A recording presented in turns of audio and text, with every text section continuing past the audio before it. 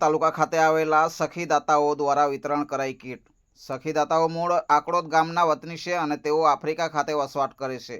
આ સખીદાતા એ એક ગ્રુપ છે અને ચલાવનાર મૂસા કાજી, ઉસ્માન પટેલ, મોહમ્મદ અયુબ કાજી છે, જેમના દ્વારા વિદેશથી અહીં એટલે કે સુરતના માંગરોળ તાલુકા ખાતે ફંડ મોકલવામાં આવ્યો અને ત્યારબાદ અનાજ ઘરવખરીના સામાનની કીટ બનાવી વિતરણ કરવામાં આવી હતી। આ ગ્રુપ દ્વારા ખાસ કુદરતી આફત કે પૂર જેવી સ્થિતિ સર્જાયેલી હોય તેવી જગ્યા ઉપર કીટ બનાવી લોકો સુધી પહોંચાડી મદદરૂપ થાય છે।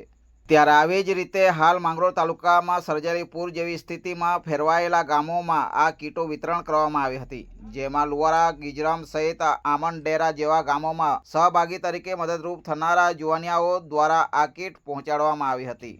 જાણવા મળી રહ્યું છે કે સખીદાતાના નામથી ચાલી રહેલા ગ્રુપમાં મદદરૂપ થનારાઓને ફંડ મોકલવામાં આવતો હોય છે અને ત્યારબાદ કીટ બનાવી નુકસાનવાળી જગ્યાએ પહોંચાડવામાં આવતું હોય છે।